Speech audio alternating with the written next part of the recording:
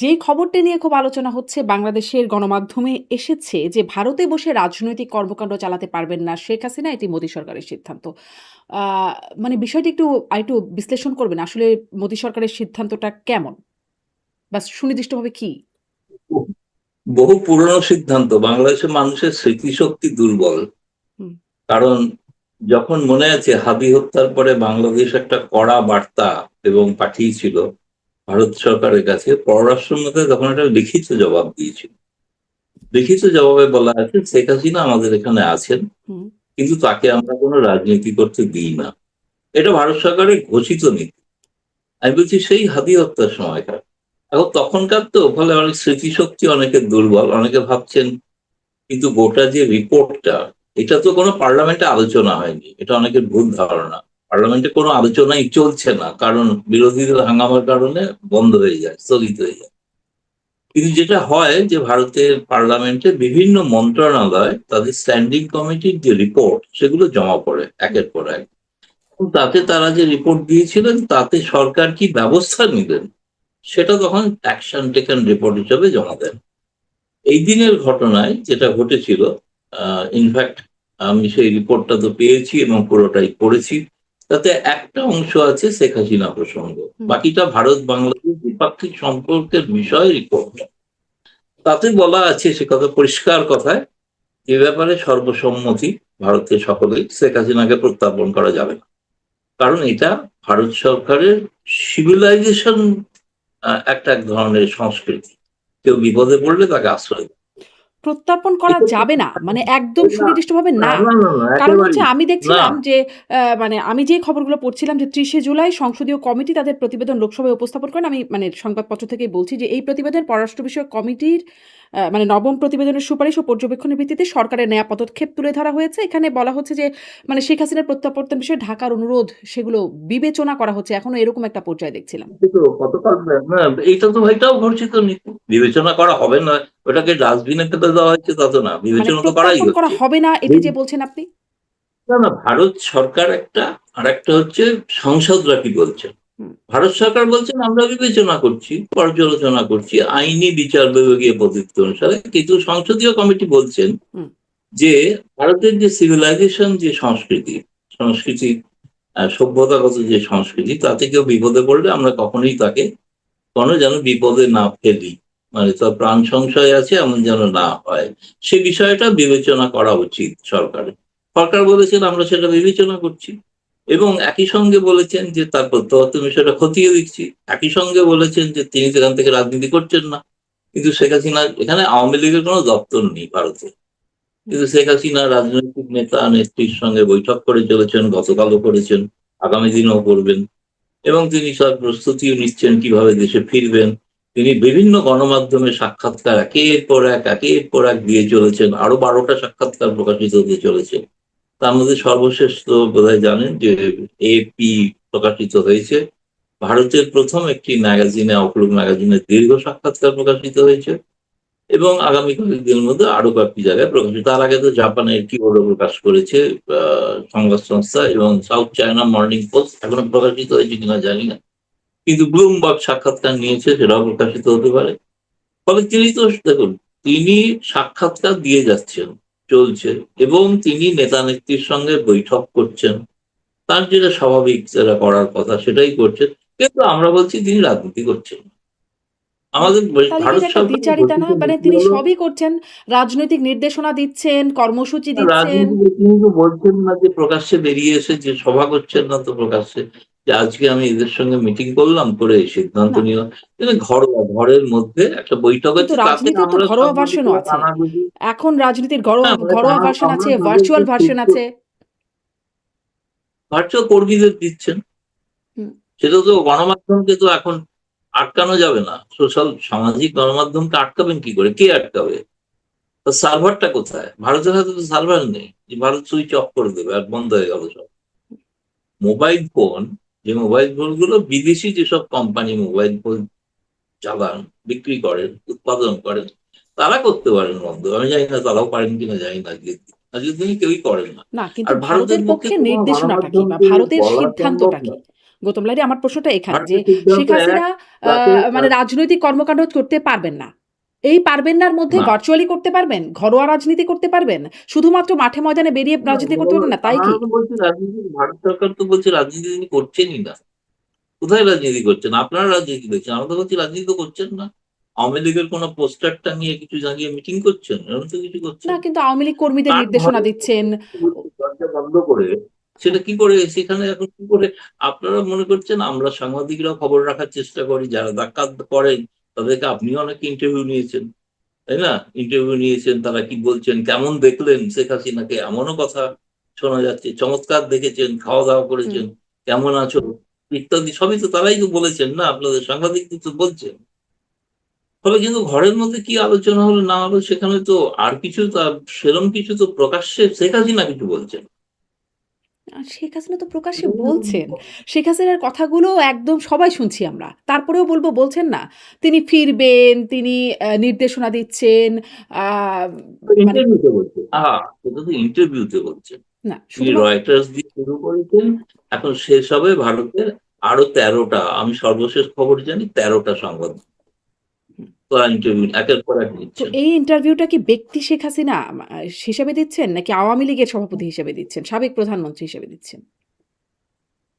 তিনি তো আওয়ামী লীগের সভানেত্রী, সেই হিসেবেই দিচ্ছেন, তার তো তো সেটি একটা তো এভাবেই রাজনৈতিক দেওয়া হয়। পরিচিতির বহিঃপ্রকাশ ফর্মার না? ফর্মার প্রাইম মিনিস্টার বলে তো বলছেন অনেকে, রয়টার্সে কিভাবে ছাপা হয়েছে, পরিচয় দেওয়া হয়েছে, এএফপি তে যেভাবে পরিচয় দেওয়া হয়েছে, ফর্মার প্রাইম মিনিস্টার, তাই না? হুম। তার মানে আসলে ভারতের এই কথাটা একরকম মানে মুখের কথা, খুব মনের কথা না। লন্ডনে থাকাকালীন তারেক রহমান যা যা করেছিল তাই তাই করছেন। হুম। লন্ডনে থাকাকালীন তিনি কি রাজনীতি করেননি কিন্তু বিদেশ থেকে? লন্ডনের তো এরকম করেছেন কোনো তো। নির্দেশনা ছিল না যে তিনি রাজনীতি করতে টিকিট পারবেন না। বিলি করেছেন, গুদাম করেছেন টিকিটের, সবই তো করেছেন লন্ডন থেকে, তাই না? হুম। কিন্তু তো তিনি যুক্তরাজ্যের যারা তো করেছেন গৌতম লাহিড়ী, সেভাবে যুক্তরাজ্যের তো এমন কোনো নির্দেশনা ছিল না বা এমন কোনো অবস্থান ছিল না যে তারেক রহমান রাজনীতি করতে পারবেন না। না, তিনি তো আর তাহলে পুরনো ইতিহাস ঘেটে লাভ আছে কি? তিনি মুচলেখা দিয়ে গিয়েছিলেন রাজনীতি করবেন না। এটা তো দেশের কথা বলছেন। হ্যাঁ, দেশে কিন্তু সেটাই। যুক্তরাজ্য, কিন্তু আমি তো বলছি ভারতের অবস্থানের কথা। কিন্তু আওয়ামী লীগের তিনি শুনুন, তিনি তো ফ্রান্স বা ইতালির রাজনীতি করছিলেন না, তিনি বাংলাদেশের রাজনীতি করছিলেন। স্বাভাবিক, এটা এভাবেই করে থাকেন এরা সকলেই। এটাতে আপত্তির কিছু নেই, কোনো আপত্তি করেনি তারেক রহমান নিয়ে। হুম। তো এখন আপত্তি তো আমি শুনিনি যে তারেক রহমান নিজে কোনো আপত্তি করেছেন শেখ হাসিনা এভাবে কথা বলছেন। হ্যাঁ, তাদের দলের কিছু কিছু মন্ত্রী নেতা এসে মাঝে মাঝে বলে গেছেন, কিন্তু তারা দেখেছেন হতাশ, বলে কোনো লাভ নেই। হুম। মানে কারণ এটাই হচ্ছে, ভারত তাহলে সরকার কি কোনো কনক্লুশনটা এটাই? গণমাধ্যমকে বলতে পারবে না, ভারত সরকার কোনো গণমাধ্যমকে বলতে পারবে না বাংলাদেশের সরকারের মতো, এখানে বলা হয় গণমাধ্যমকে চাপতে পারবে না, এখানে ভারত সরকার বলতে পারবে না না, মানে যে বাংলাদেশের এটি গণমাধ্যমের অবস্থা খারাপ সেটি। রয়টার্সকে বলবেন আপনি শেখ হাসিনা ইন্টারভিউ কেন নাকি নিয়েছেন, ধমকাবে বা চাকরি খেয়ে দেবে রয়টার্সে, যেটা বাংলাদেশে ঘটছে সেটা এখানে ঘটে। ভারত এখানে মুক্ত স্বাধীন সকল ব্যাপার। জনাব গৌতম লাহিড়ী, একটুখানি বলি যে ভারতে মুক্ত স্বাধীন গণমাধ্যম, কিন্তু রিপোর্টার্স উইদাউট বর্ডারের যে রিপোর্টটা, তাতে কিন্তু বাংলাদেশের যে গণমাধ্যমের স্বাধীনতায় ভারতের অবস্থান পেছনে, পাকিস্তান প্যালেস্টাইনের যে পেছনে ভারতের গণমাধ্যমের স্বাধীনতা।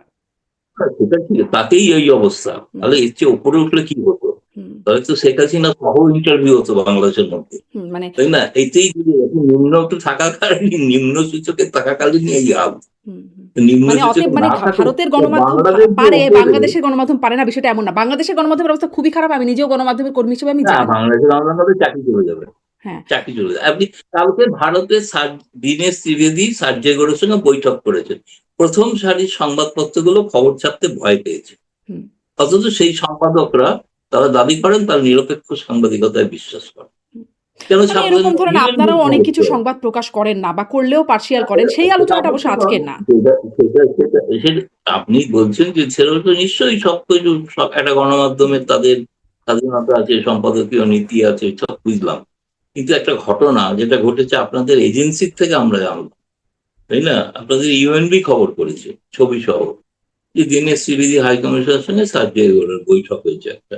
কিন্তু কোথাও মানে দু একটা ছেপেছে, হুম। কেউ ছাপেনি যেমন না, ছেপেছে দু একজন, সবাই নয়। হুম। হুম।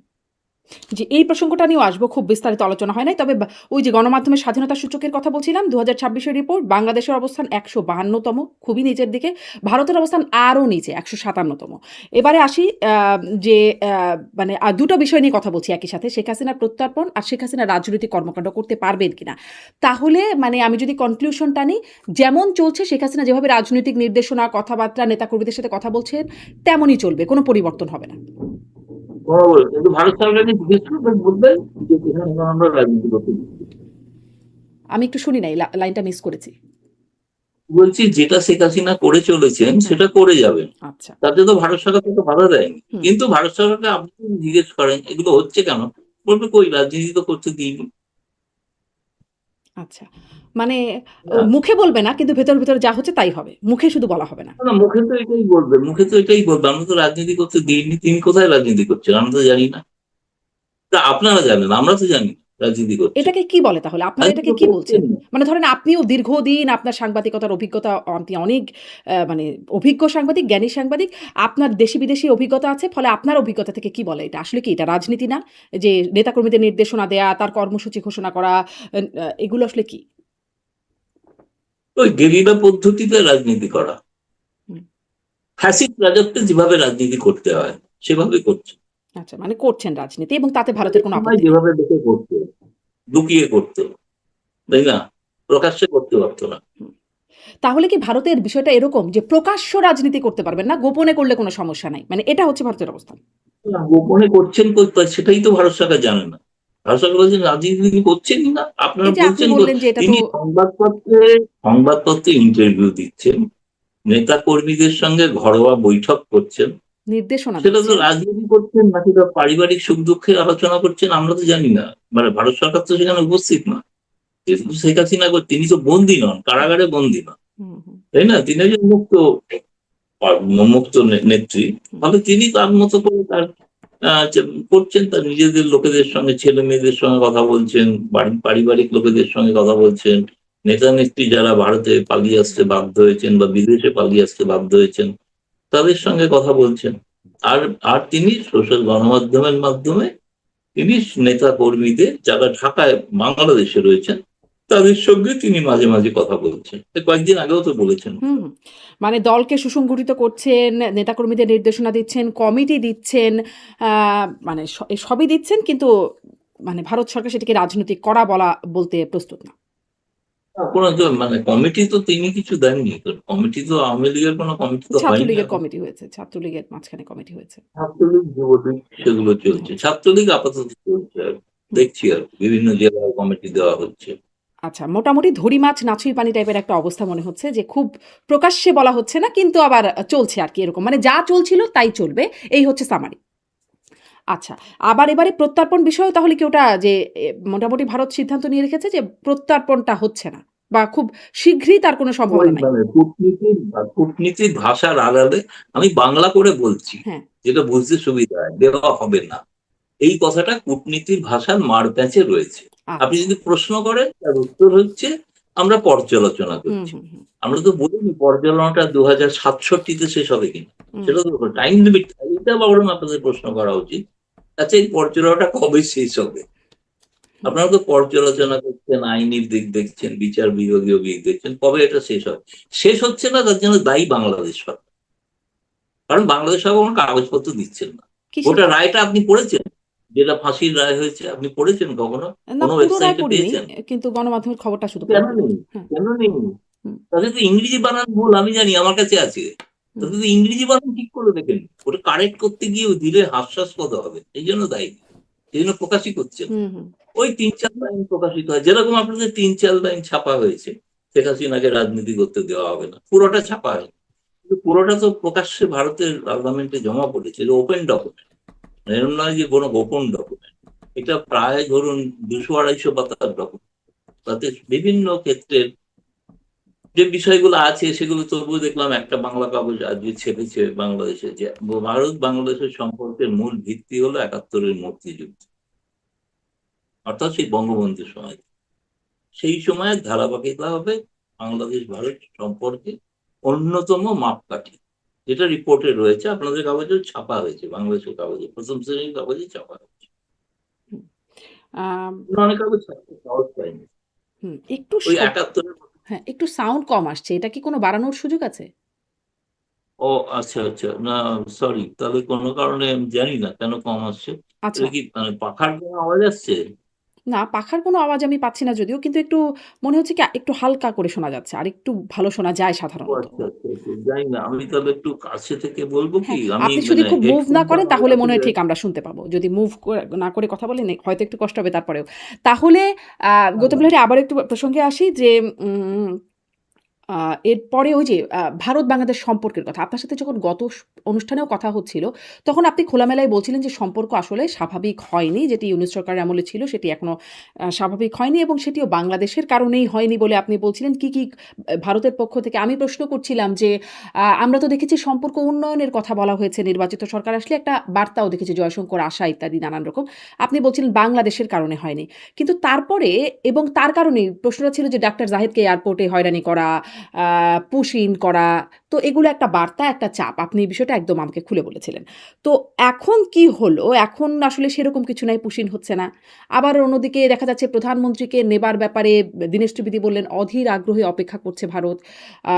আবার নরেন্দ্র মোদী আপনার রিপোর্টেই পড়ছিলাম ভারতের প্রধানমন্ত্রী তিনি বিমস্টেক সম্মেলনে যোগ দিতে তাকে একরকম নজিরবিহীনভাবে তাকে আমন্ত্রণ জানাচ্ছেন। মানে এরকম বিশেষ একটা অ্যাপ্রোচ এইটা আবার কি হলো যে সম্পর্ক একটা বিশেষভাবে ভারতের উদ্যোগ দেখা যাচ্ছে? না দেখুন পরিষ্কার কথা হচ্ছে যে ব্রিক্স একটা আন্তর্জাতিক মঞ্চ এবং সেই মঞ্চে ১১টি রাষ্ট্র সেখানে তারা আসছেন।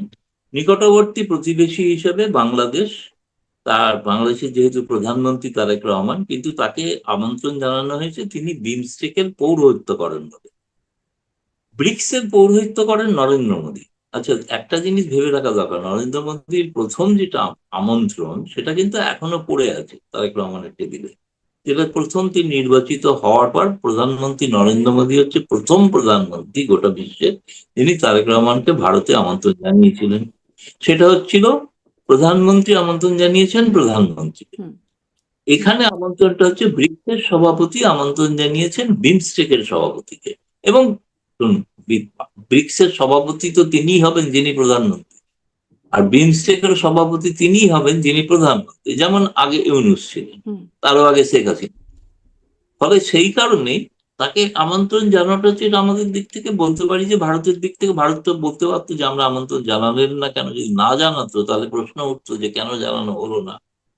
ফলে সেই কারণে আমার মনে হচ্ছে যে এটা একটা মানে এটা একটা কূটনৈতিক শিষ্টাচার, যে শিষ্টাচারের কারণে ভারত এই আমন্ত্রণটা জানিয়েছে নিঃসন্দেহে, এবং সেটা আমার ধারণা সেটা তারেক রহমান সরকার এটা বিবেচনা করছেন।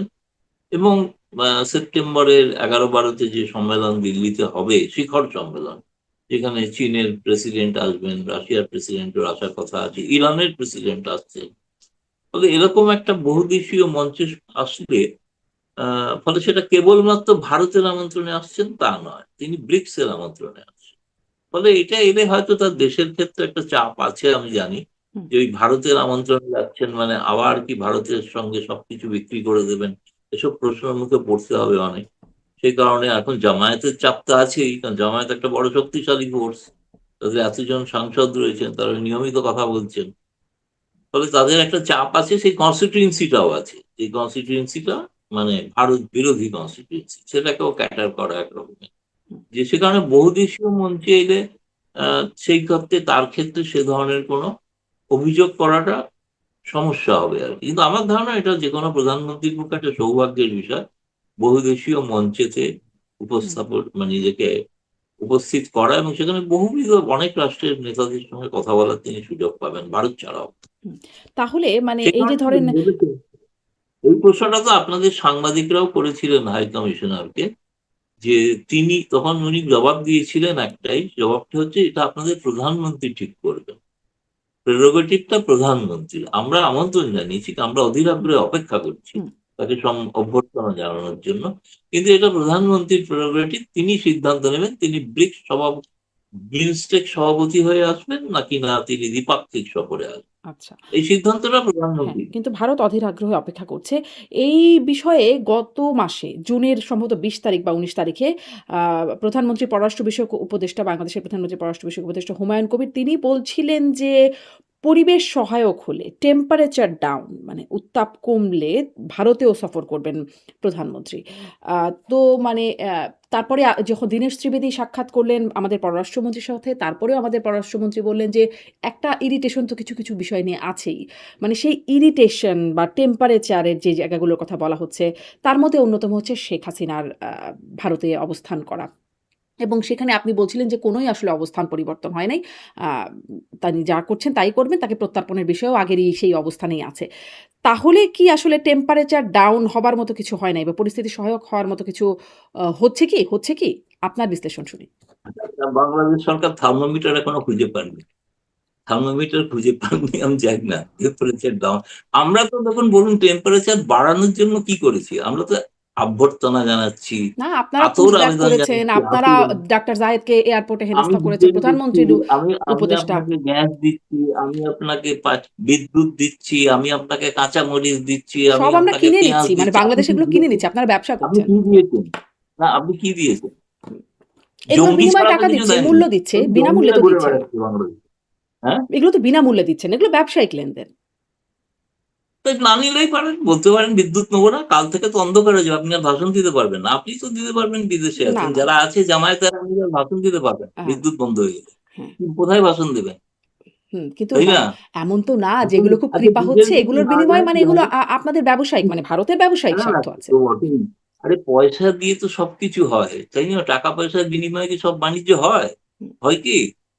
কারণ আমি দেবো, বাণিজ্য করবো অবশ্যই, সেটা ঠিক কথা, কিন্তু কাকে দেবো সেটাও তো একটা ব্যাপার। সবাইকে তো দিচ্ছি না। হুম, বাংলাদেশে এই চলেছে, হুম। তাই না?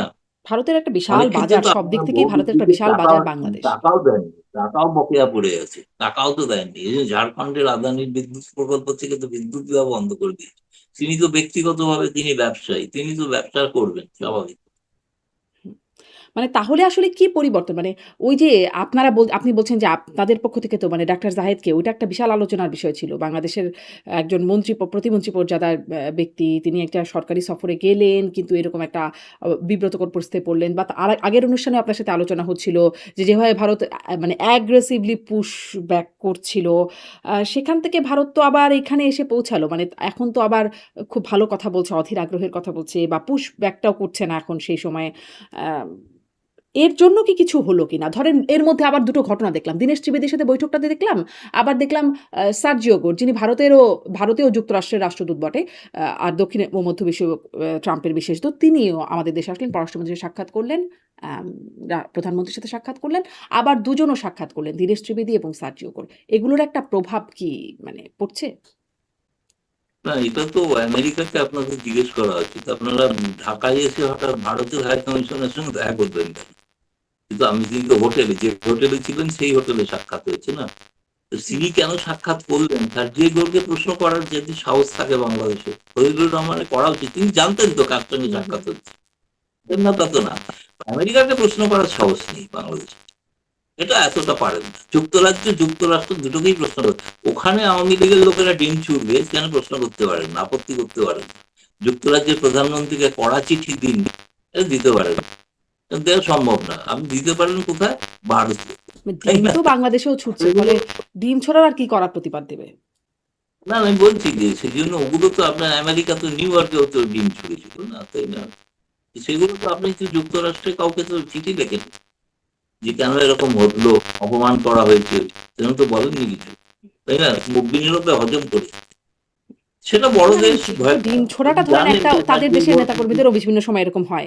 ডিম ছোড়াটা একটা কি কি মাইল্ড করবেন একটা ঢাকায় এসে, না স্যার, যে গোল ঢাকায় এসে কি কি করবেন সবটাই তো বাংলাদেশের পররাষ্ট্র মন্ত্রণালয় তো জানে, তাই না? হুম, এবং সেদিনের বৈঠকের পর শুনলাম তো আবার নৈশভোজটাও হয়নি।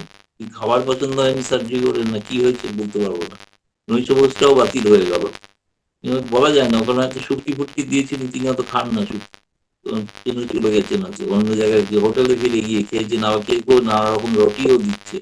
আওয়ামী লীগের নেতাদের সঙ্গে নাকি গোপন বৈঠক করেছেন হোটেলে। আমার কাছে এরকম কোনো সত্যতা নেই, কোনো প্রমাণ আমি জানি না। দীনেশ ত্রিবেদীও জানি, দীনেশ ত্রিবেদীও জানি, দীনেশ ত্রিবেদীর সঙ্গে তিনি বাংলাদেশের রাজনৈতিক পরিস্থিতি নিয়ে আলোচনা করেন, এটাও আমি জানি। এটাও আমি জানি তিনি জানতে চেয়েছেন কোন দলের কি অবস্থা, মানুষ কি ভাবছে সেটাও জানতে চেয়েছেন। দীনেশ ত্রিবেদী যতটুকু বুঝেছেন তিনি এই তো কদিনের মধ্যে সেটাও তাকে অবহিত করেছেন। এবং দীনেশ ত্রিবেদীর বক্তব্য হচ্ছে যে তিনি সার্জেই বোস তার খুব ব্যক্তিগত বন্ধু, আজকে বলে না, বহু পুরনো বন্ধু। হুম। এবং তিনি ঢাকা আসার আগে সার্জেই গোরের সঙ্গে দেখা করে এসেছেন। এবং তারপরে তো সার্জেই গোর এসে তাকে এখানে এসেও মর্নিং ব্রেকফাস্টে দাওয়াত দিলেন, তিনি এলেন, কথা হলো। সেখানে ইয়েও ছিলেন, ওই আমেরিকার যিনি রাষ্ট্রদূত তিনিও উপস্থিত ছিলেন হোটেল। ফলে বেশ অনেকক্ষণ লম্বা বাংলাদেশের রাজনৈতিক পরিস্থিতি এবং বাংলাদেশ, আমেরিকা এবং ভারত মানে আর্থিক উন্নয়ন প্রসঙ্গে কিন্তু অনেক আলোচনা হয়েছে বলে আমি শুনেছি। হুম। মানে মানে এর কিভাবে আগে ভারতে ইকোনমিক্যাল, ধরেন সেই 2+2 বৈঠকে সেখানেও বাংলাদেশের নির্বাচন, বাংলাদেশের পরিস্থিতি নিয়ে আলোচনা হয়েছে। এখন আবার বাংলাদেশে এসে মানে আগে ভারতে হয়েছে, এখন বাংলাদেশে এসে ভারত আর যুক্তরাষ্ট্রের এটা তো মধ্যে আপনাদের উচিত ট্রাম্পকে এক্ষুনি জিজ্ঞেস করা কেন এরকম করছে।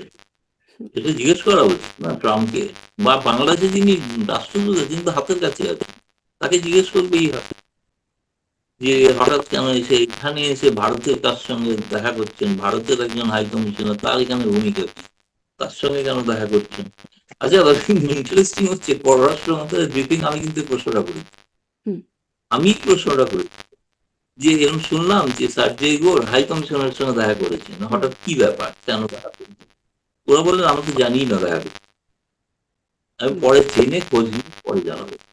এই পররাষ্ট্র মন্ত্রণালয় কিছু জানে না কেন? নাকি আসলে জেনেও কিছু বলে না? মানে আসলে ব্যাপারটা কি? জানে না কেন জানি না কিছু? আসলে।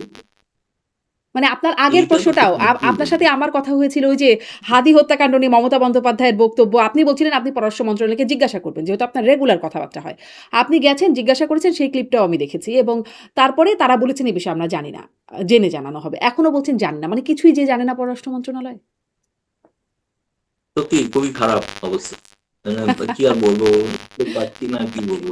মানে আচ্ছা, আবার প্রশ্ন করবো, পরের আচ্ছা। বার আবার প্রশ্ন করবো যে হ্যাঁ। বলেছিলেন মানে জেনে আপনি বলবেন বলছেন কি জেনে আমরা কেন বলবেন। প্রশ্ন করি না আর আপনারা আসলে প্রশ্ন যেটা না করেন আমি কিন্তু যেটা উত্তর পান না। বুঝেছি না, এটার একটা কূটনৈতিক ব্যাখ্যা আছে। কূটনৈতিক ব্যাখ্যাটা হচ্ছে সার্জেই গোরের এই প্রোগ্রামটা ঘোষিত প্রোগ্রাম ছিল না, এই দীনেশ ত্রিবেদীর সঙ্গে দেখা করার। কিন্তু সবাই যার জানতেন। জন্য তিনি যতগুলো সাক্ষাৎ করেছেন সবগুলো টুইট করেছেন, কিন্তু দীনেশ ত্রিবেদীর সঙ্গে সাক্ষাৎকারটা তিনি টুইট করেননি। সেজন্য ভারতের পররাষ্ট্র মন্ত্রী আমাদের বলছে কোনো তো রেকর্ড নেই বৈঠকটা হয়েছে, এটা বলছেন বাংলাদেশের মিডিয়া চেপেছে, হুম। তাদের এজেন্সি চেপেছে, যেটা বুঝলাম। কিন্তু আমাদের কাছে প্রমাণ কি যে তিনি চেপেছেন, তিনি কিছু বলেছেন, সার্জেই গৌর কোথাও তিনি বলেছেন টুইট, বা দীনেশ ত্রিবেদী টুইট করেছে, দুজনে কেউই করেননি।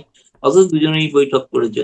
কিন্তু আমি জানি, আমি আবার সরাসরি হাই কমিশনারকে একটা প্রশ্নও পাঠিয়েছি হুম। যে মনে হয় আপনাদের মিটিংটা খুব ভালো হয়েছে, উনি একটা স্মাইলি আমাকে পাঠিয়েছে, আর হুম। কিছু বলেন। আচ্ছা, আচ্ছা। আচ্ছা। কিছু মানে তার মানে ভিতরে আসলে কি হলো খুব বেশি জানবার কোনো কলকাতায় সুযোগ নাই। কলকাতায় কলকাতায় গেছেন, তারপরে গতকাল কলকাতায় গেছেন। এখন কলকাতা থেকে বোধহয় ব্যক্তিগত কাজে কলকাতায় গেছেন। মানে অনেকদিন চলে আসার পর অনেক কাল তার তো ওখানে নানা রকম একটা তার সংসার কি সব কলকাতায় ছিল, বলে সেসবের কিছু কাজে গেছেন, আবার বোধহয় আজকে রাতে বা কালকে সকালে আবার ঢাকা ফিরে যাবেন। আচ্ছা। আর আমি ভেবেছিলাম যে তিনি বোধহয় পররাষ্ট্র মন্ত্রণালয়ের সঙ্গে কোনো আলাপ আলোচনা করতে এসেছেন, হয়তো দিল্লি আসবেন, দিল্লি এসে দেখা হবে। কিন্তু আমি পরে খোঁজ নিয়ে জানলাম না, তিনি যদি পররাষ্ট্রমন্ত্রী বললো না উনি তো দিল্লি আসেননি আর আমরাও ডাকিনি, উনি ওনার ব্যক্তিগত কাজে কলকাতায় গেছেন। আচ্ছা। আরেকটা প্রসঙ্গে একটু যাই। মানে ওই যে রেকর্ডের কথা বলছেন, যেখানে রেকর্ড আছে সেটা আপনারা মানে ভারত সরকার দেখছে না। ওই যে টুইট করে নাই বলে রেকর্ড নাই বলে জানে না। আর এখানে মানে আওয়ামী লীগের ক্ষেত্রে শেখ হাসিনার যাবতীয় রেকর্ড আছে অফিসিয়াল ফেসবুক পেইজে অনেক বক্তব্য আছে কিন্তু সেগুলো আবার ভারত সরকার দেখে না। ওটা ঘরোয়া বা ভার্চুয়াল বলে ওটা। মানে ভালো প্রশ্ন করেও কতটুকু জানা যায় সেটাই হচ্ছে মানে গণমাধ্যম কতটা উদ্ধার করতে পারছি আমরা সেটাই হচ্ছে একটা জায়গা। এখন একটু শুনি যে ভারত মানে শেখ হাসিনা যিনি ঘোষণা দিয়েছেন ডিসেম্বরে তিনি ফিরবেন, আগেও ফিরতে পারেন বলে আলোচনা হচ্ছে। সেখানে আসলে ভারতের অবস্থান কিছু আছে কিনা? যেমন শেখ হাসিনা যখন গেলেন, তখন বাংলাদেশ থেকে তাকে বাংলাদেশের মানে হেলিকপ্টার সেনাবাহিনীর বিমানে তিনি গেলেন, করে গেলেন তিনি সেখানে কিন্তু সামরিক বিমানে। কিন্তু ভারত অ্যারেঞ্জমেন্ট ছিল। ভারত তাকে রিসিভ করলো বা তার সেই পুরো গ্রিন সিগন্যালেই সেখানে গেল। এখন আসলে ভারতের ভূমিকা কি হবে আসার ক্ষেত্রে যখন তিনি বলছেন ডিসেম্বরে ফিরবেন, আত্মসমর্পণ করবেন? সেটা তো ভারত সরকার আবার আপনার পরে কোনো একদিন আপনাদের ওখানে হেডলাইন হবে, চর্চা হবে, খুব আলোচনা হবে। সেটা হচ্ছে ভারত সরকার তো ঘোষিত সিদ্ধান্ত, তিনি যা চাইবেন সেটার ব্যবস্থা করে দেবেন। বলেছেন না তিনি আমাদের এখানে আছেন। এখন তিনি আমাদের নীতি হলো, তিনি এর আগে বলেছেন অফিসিয়াল ব্রিফিং এ, আমি বলছি কোনো মানে অফ দ্য রেকর্ড না, সেটা হচ্ছে তিনি যা চাইবেন সেটাতে ভারত সরকার সহায়তা করবে, এটা তো ঘোষিত নীতি ছিল।